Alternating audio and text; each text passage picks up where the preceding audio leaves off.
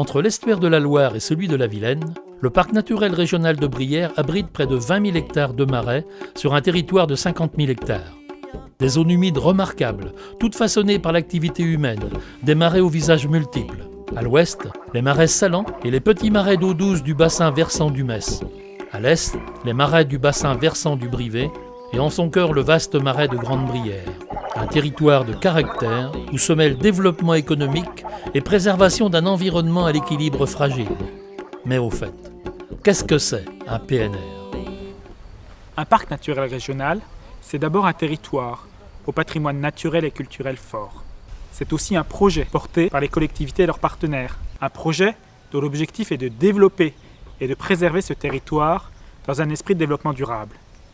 Ce projet est consigné dans une charte qui s'intéresse aussi bien aux questions de protection de la nature qu'au développement économique ou de qualité de vie de ses habitants.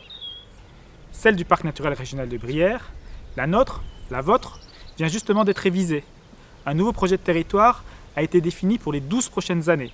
C'est une obligation légale, mais c'est également une nécessité, car notre territoire évolue. Et les actions menées par le parc, depuis sa création en 1970, y sont aussi un peu pour quelque chose. L'action du parc en faveur de la biodiversité a contribué à améliorer la connaissance des espaces et des espèces et à mieux adapter les missions qu'il mène avec ses partenaires. Cependant, la gestion des espaces naturels et des paysages n'est pas chose facile et n'a pas empêché l'évolution naturelle des marais, le développement des espèces invasives et les changements climatiques, et cela à une échelle mondiale. Outre les chaumières briéronnes qui sont conservées, les produits du marais, comme le noir et la viande bovine, sont valorisés. La société évolue, écotourisme, déplacement doux, alimentation de proximité, valorisation énergétique des ressources locales. Le développement durable est en marche, les initiatives locales doivent être encouragées et soutenues. Avec l'apparition des intercommunalités, l'organisation territoriale est renforcée. Le rapport entre les habitants et leur patrimoine s'est parfois distendu. Il faut recréer du lien entre les Briérons et leurs marais. Enfin, la forte croissance démographique et l'urbanisation questionnent l'équilibre entre les espaces urbains, ruraux et littoraux qu'il convient d'harmoniser. Le premier axe de la charte a vocation à traiter les questions d'urbanisme et de paysage, de biodiversité et de zones humides. Dans ce cadre, il vise à la maîtrise de la gestion de l'espace et de la préservation des paysages. Il s'agit là d'une révolution nécessaire par rapport à la charte précédente qui ne s'intéressait que peu à l'aménagement du territoire. La maîtrise de l'urbanisation est aujourd'hui une préoccupation majeure en Brière. L'objectif est d'accueillir de nouveaux habitants tout en limitant les pressions sur les espaces non bâtis. Il s'agit notamment de maîtriser l'urbanisation autour de principes fondamentaux, l'urbanisation en priorité dans les bourgs et la maîtrise du foncier. Le parc s'engage dans l'accompagnement de ses partenaires lors de la révision de leurs documents d'urbanisme. Par exemple, on a identifié des pôles de développement urbains. On a identifié aussi les bourgs et certains villages où l'urbanisation devra s'effectuer en priorité par densification, renouvellement urbain et ensuite par extension en continuité du bâti existant. En dehors de ces entités que l'on a identifiées, nous avons les espaces agricoles qui sont protégés, les gagneries, dans lesquelles on peut avoir des espaces déjà bâtis, des villages, des hameaux, où là, la constructibilité sera limitée à l'intérieur de ces entités et non pas en mitage sur les espaces agricoles et naturels.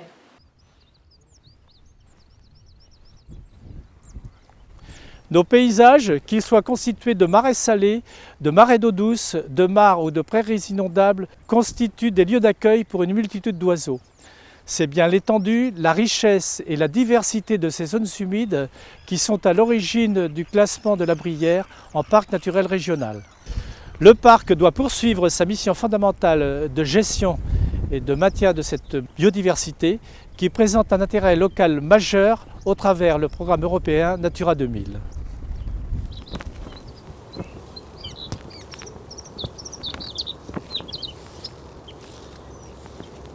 Dans l'optique de préservation de la biodiversité, le parc est amené aussi à collaborer à à des expériences scientifiques. C'est le cas ici sur les marais salants du Metz où on expérimente avec l'Université de Nantes et puis des collaborateurs norvégiens un suivi des territoires de gorge bleue. L'intérêt pour nous, c'est de pouvoir acquérir des données et être le plus efficace possible dans le cadre d'actions de conservation. Donc le relais ensuite est pris par exemple dans le cadre de Natura 2000, soit par des contrats de restauration, des contrats Natura, par des mesures agro-environnementales. Donc à titre d'exemple, une expérimentation de restauration de roselières qui a été menée avec un chaumier. L'idée encore une fois là, c'est de rendre, quand c'est possible en tout cas, attractifs les roselières pour la reproduction du butor en essayant de valoriser cette exploitation en chaume localement.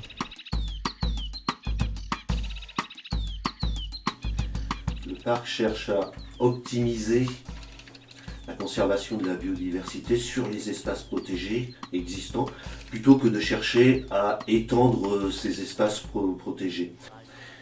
Avec la région des Pays de la Loire et puis donc le syndicat mixte du parc, l'objectif global, ce serait de faire de ces sites des sites de référence à l'échelle locale et à l'échelle régionale. Voilà, on rentre dans la réserve Pierre Constant, qui est en fait un des 3 sites de ce qu'on appelle la réserve éclatée de la région, à vocation, à vocation de pédagogie de l'environnement, avec 2 autres sites qui sont, eux, gérés par la commission syndicale de Grande-Brière, qui sont plutôt des réserves non visitables et dédiées au maintien de la biodiversité.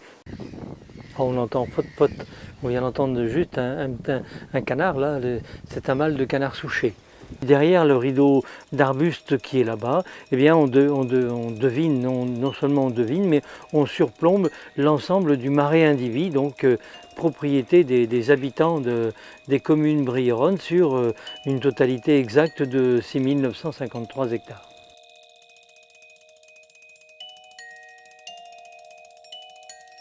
Les autres objectifs pour la biodiversité sont de mettre en place des plans de conservation pour les espèces remarquables, et Dieu sait si en Brière il y en a. Également de travailler sur la continuité biologique, d'organiser les activités de pleine nature, et puis également de mettre en place un observatoire de la biodiversité dans lequel les habitants, les acteurs du territoire seraient impliqués et où on leur demanderait de participer en faisant remonter leurs observations.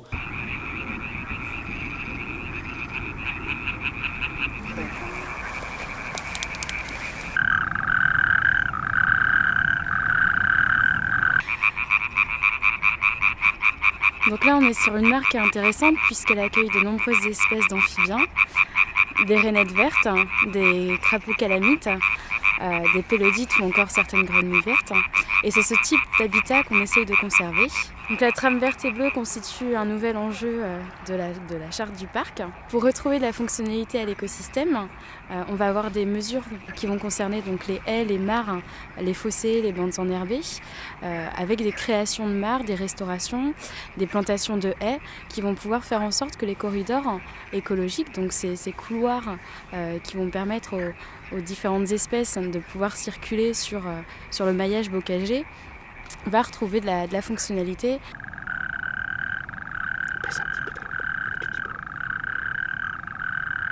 Et puis on ne peut pas ne pas parler des poissons en Brière, du peuplement piscicole, donc on va poursuivre les inventaires piscicoles au cours de la prochaine charte, et notamment en s'attachant à une espèce culturellement importante, mais aussi sur le plan de la préservation, qui est celle de l'anguille, puisque c'est une espèce en voie de très forte régression à l'échelle de l'Europe entière.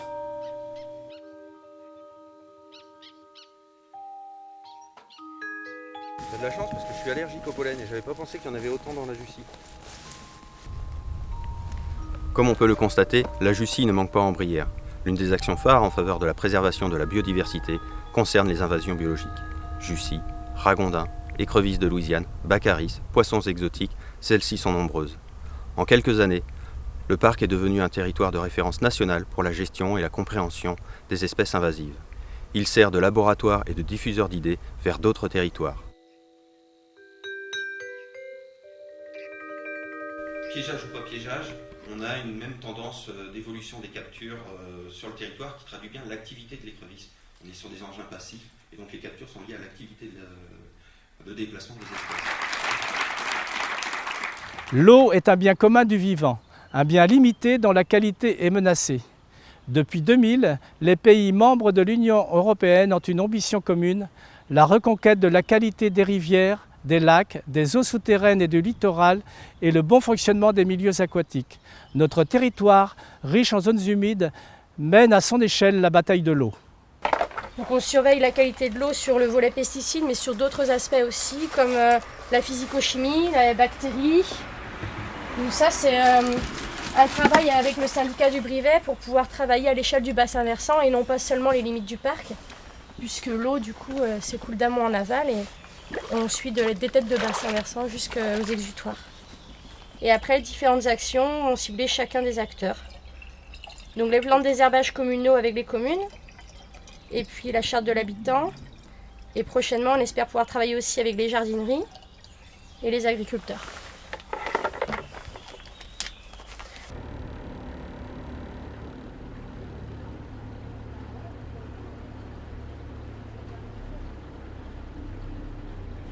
Donc ici, on est en plein dans l'action du prolongement du travail réalisé par la Drague, qui travaille toute l'année pour désenvaser le marais dans le cadre de la restauration des milieux aquatiques.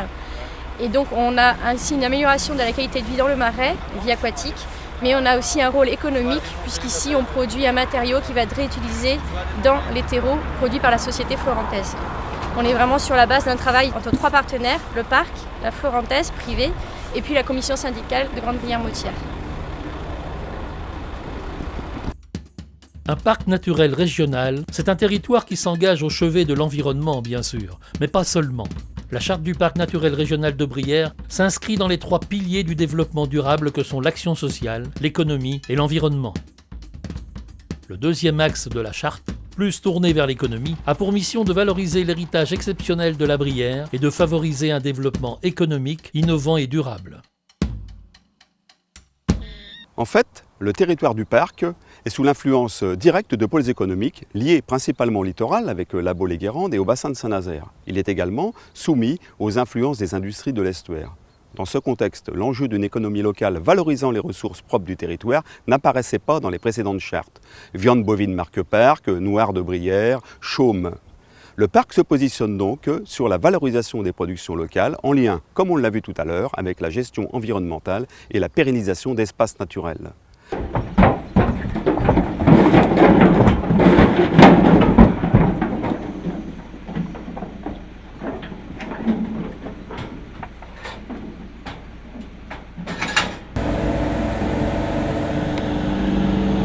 La mise en œuvre de la prochaine charte, nous allons poursuivre l'accompagnement des différentes filières agricoles en favorisant le maintien du tissu des exploitations par la mobilisation du foncier, en facilitant la transmission des exploitations ou encore par la valorisation économique des productions.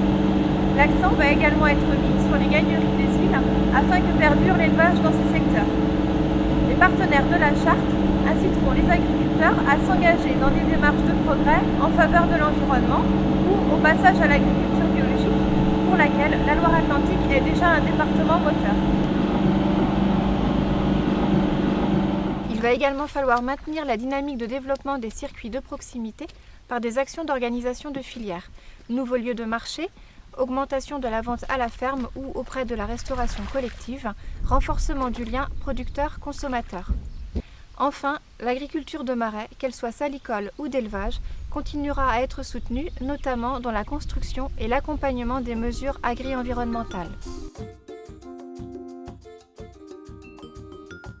Le syndicat mixte a fait jusqu'alors porter ses efforts sur le développement d'un tourisme axé sur la découverte des patrimoines.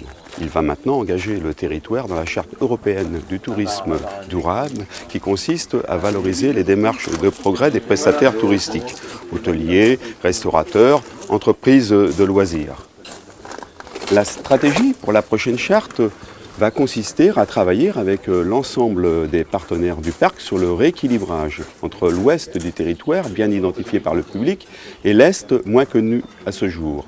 Ce rééquilibrage se traduira notamment par la mise en place d'un pôle fort sur le site de Rozay à Saint-Malo-de-Guersac et par des actions de diffusion des visiteurs vers tout le territoire du parc à partir du village de Quérinay et du site de Rozay.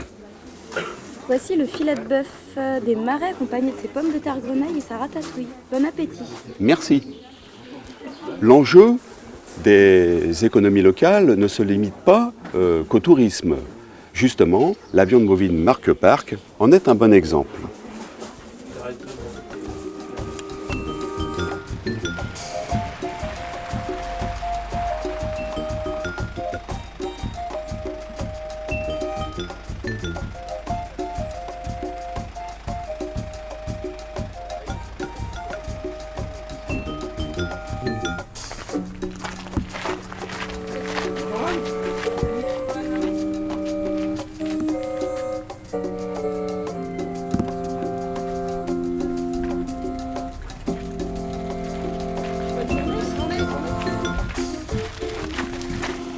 Et comment on s'y prend pour équilibrer le développement du parc ? En mettant l'accent sur les déplacements doux, à pied, à vélo, à cheval. L'objectif est de rester sur les éléments identitaires du territoire. Il s'agira par exemple de développer le circuit Tour de Bruyères, réhabilitation de ce cheminement. Et tu sais, ça devrait vraiment faciliter l'accès au territoire parce que les visiteurs et même les habitants pensent qu'on a un territoire difficile à explorer. Et avec les circuits thématiques que l'on va mettre en place, l'expérience de visite devrait être facilitée. Oui, tout à fait. Mais comment on procède avec les prestataires touristiques ? On va leur proposer des ateliers d'échange avec des sujets comme l'accueil du public, les contenus de visite, l'éco-responsabilité, qui s'adresseront par exemple aux guides de promenade en chaland.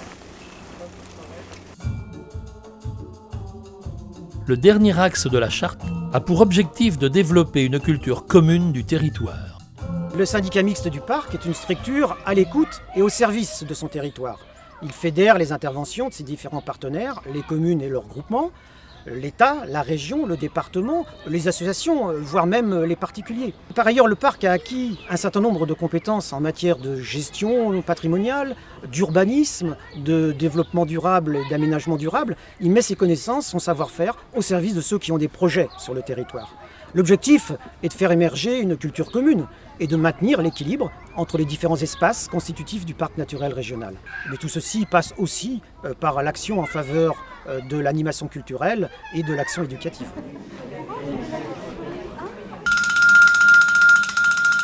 L'objectif de la mission culture sur le territoire du parc de Bruyères, c'est aussi de rendre visibles les actions du parc, pour notamment mettre en valeur les patrimoines bruyérons qui nous entourent. Pour ce faire, c'est très simple, la nouvelle charte permet justement de travailler avec des artistes, notamment en résidence, qui vont nous interpeller sur des regards croisés entre artistes et naturalistes. C'est le cas d'Electroplume, qui justement nous apporte son regard sur les patrimoines de Bruyères.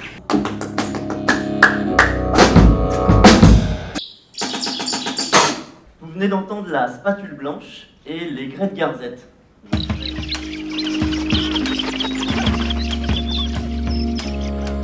La protection de l'environnement pour les années à venir n'est pas qu'une question de gestion sur le terrain, c'est aussi une question d'éducation.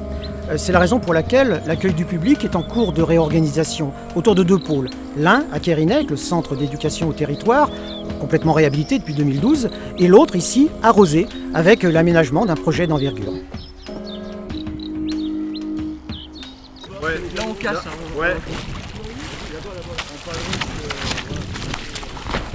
Et oui, selon le bon principe que l'on protège bien que ce que l'on connaît bien, le parc s'est doté donc d'équipements pertinents et du coup derrière peut développer des démarches éducatives pour notamment le jeune public, les jeunes habitants de ce territoire. Donc depuis plusieurs années, ce sont des milliers d'enfants qui vivent ces projets proposés par le parc, des projets montés d'ailleurs en partenariat avec l'éducation nationale. Au-delà de ça aussi, monter en collaboration des expositions, réaliser des éditions, des fiches pédagogiques, bref un certain nombre d'outils sur lesquels on va s'appuyer pour développer ces projets. Aujourd'hui, le parc souhaite toucher le plus grand nombre de ses habitants, tous les publics, sur des démarches qui se veulent de plus en plus participatives, comme on le voit ici par exemple avec ces jeunes lycéens qui s'impliquent dans un chantier nature d'arrachage de Jussy et qui comprennent en même temps ces problématiques non seulement locales mais finalement de dimension planétaire.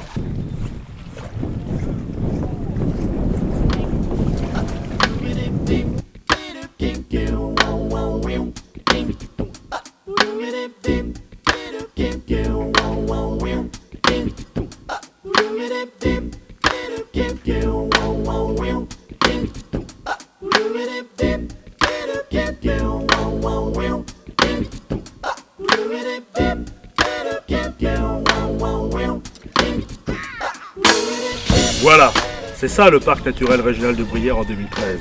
Et c'est le projet auquel nous vous proposons d'adhérer pour les 12 années à venir. Habitants, visiteurs, partenaires, nous avons besoin de vous tous pour construire ce projet de territoire, afin de poursuivre la préservation de la qualité de vie, de dynamiser notre territoire et de permettre de mieux vivre ensemble aujourd'hui et demain. Le parc a beaucoup apporté par le passé à la Bruyère. Il est d'autant plus pertinent à l'heure actuelle, face à des enjeux nouveaux, à un contexte environnemental, économique et social qui évolue en permanence. Le parc porte la parole des habitants du territoire. Il travaille avant tout pour eux. Le parc, c'est nous, le parc, c'est vous.